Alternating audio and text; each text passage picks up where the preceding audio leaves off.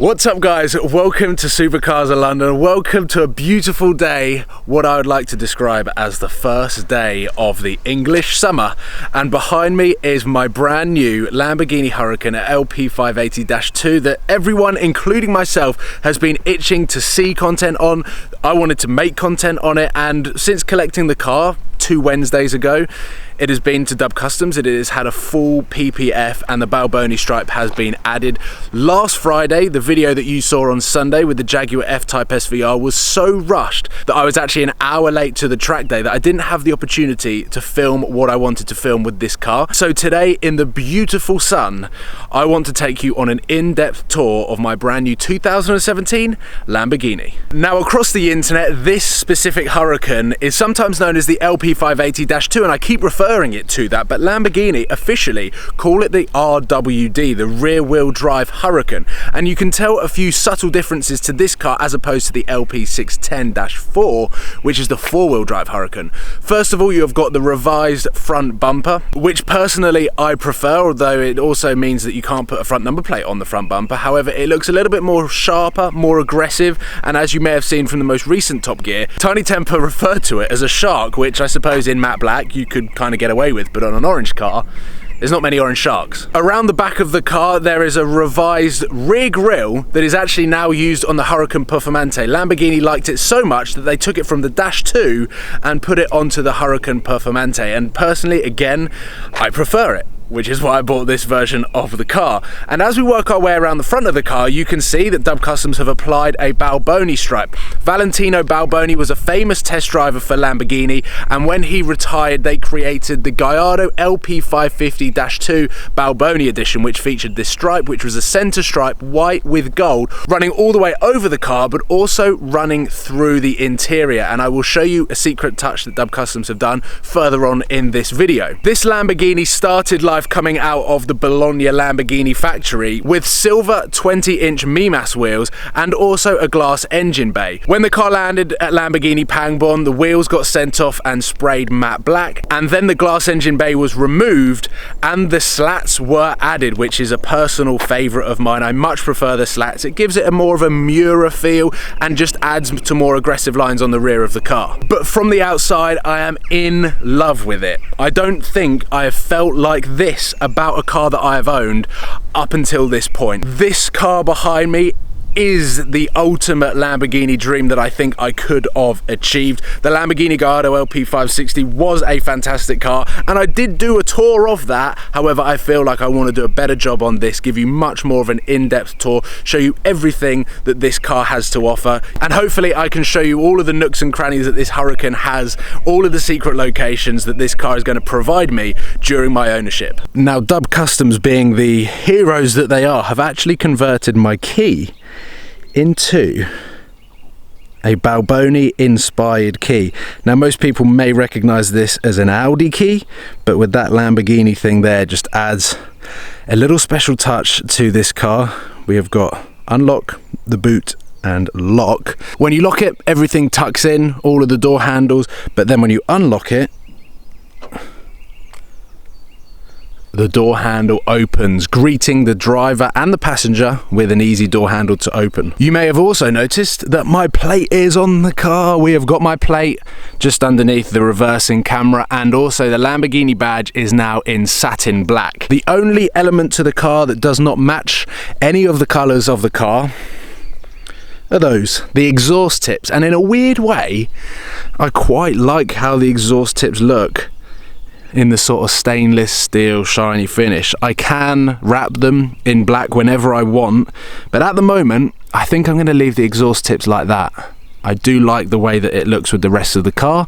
I know that it's probably going to split opinions, but with the number plate, with the rear grille, with the paint, with the wheels, with the brake calipers, with the slats, with the carbon forged, I quite like the exhaust tips how they are. Let me show you how to open the engine bay and boot. It is down there. You can see those two buttons in the driver's footwell.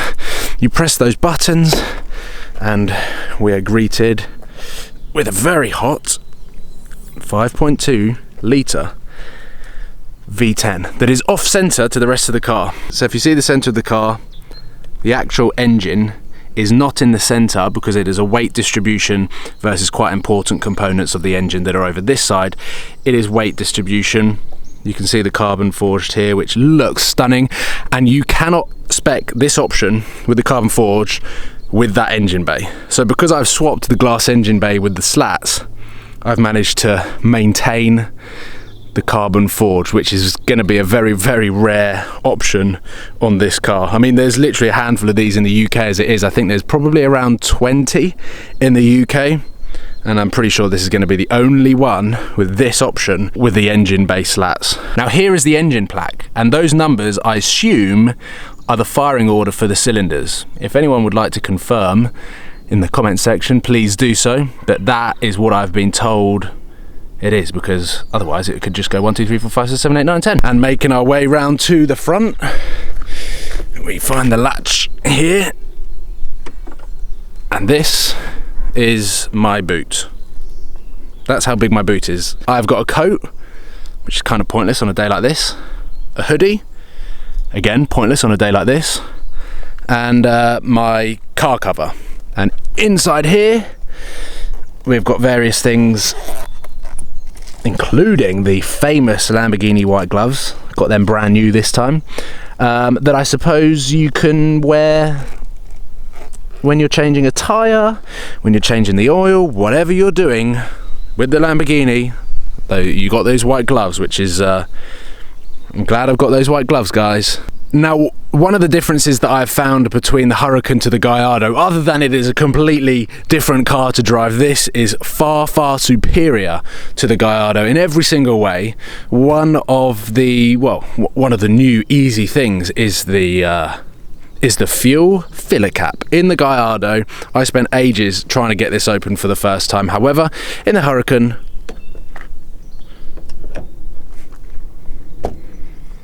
that's how easy it is.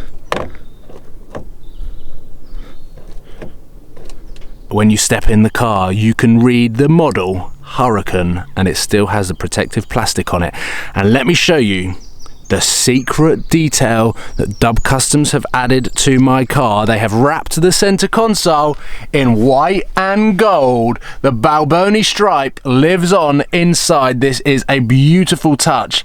And well, I'd just like to thank Dub Customs for thinking of this. They saw the Balboni on the Gallardo, the white runs through the center console, and they have smashed it out of the park with a beautiful design, gold on one side, white on the other to match the stripe. And here we have it, the driver's seat of the Lamborghini Huracan. The sun is not helping this. However, this is the interior of the Lamborghini Huracan. You may or may not have seen what the interior looks like before. Vast improvements to the Gallardo, and I would also say vast improvements to the Lamborghini Aventador. In here, it is so modern. The only way that I can tell that there is any involvement by Audi and the VW group is the infotainment system is pretty much exactly the same as all of the Audis, which I will show you. But inside, it is beautiful. We've got these amazing door handles. The steering wheel is absolutely beautiful. We've got all of the mode selects here, so you can choose between Strada, Sport and Corsa. The center console is actually a lot easier to understand. I'm actually going to take the sunglasses off because they're pretty stupid in here. And everything just seems to be a little bit more thought out, which is really quite impressive for Lamborghini, because normally they design the outside absolutely amazing. They have an amazing engine and it drives phenomenally. But then they just go, actually, yeah, the interior, we won't worry about that because no one really needs to worry about that. But actually, it is a really beautiful place to sit. Right, okay, I'm going to show you the startup process.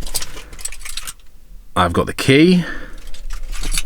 It is like a rocket ship. You put your foot on the brake, you flick this up, you press start. And we are greeted with the new digital dial, and that is what I'm talking about. That is very Audi. Now this is the part of the video which I have not planned or tried, but I'm actually going to scroll through various things. What can I do on car? Vehicle settings, driver assist. That's boring. I can do radio, media, navigation, info. What's info? Traffic info, not. It is very Audi. This section of the car on that side is very Audi, but it doesn't matter because I'm looking at a Lamborghini steering wheel, sat in a Lamborghini with bright orange wing mirrors to look at. It is just an incredible place to sit, and I am so happy to be back in a Lamborghini. So there we go, guys. That is, I suppose, the best tour that I can give. I have not spent more than 5 hours in that car, so I'm going to be learning with you guys. When we're on the road, I'm going to be getting some awesome shots of the car actually driving, and the next video I'm going to be talking about the sound of this car, the stock exhaust system, and what my options are to upgrade that sound to make sure that the V10 is a screamer. I hope you have enjoyed this little insight and hopefully an in-depth tour into my Lamborghini Huracan, both the exterior and interior, and hopefully you like the Balboni stripe and also the little touches inside just as much as me and the guys at Dub Customs. Thank you for watching. Make sure that you'll stay tuned for videos to come on this car and a lot of awesome supercars as we get ready for Top Marks 2017. Please give it a like and comment below on your favorite feature on that car, and subscribe if you haven't already to Supercars of London, because I can assure you what I have got planned, what my group of friends have got planned, with the cars that we've got planned with, it is going to be worth the wait. So thank you for watching, thank you for supporting as always, and I will see you very soon. Cheers guys, and enjoy the weather.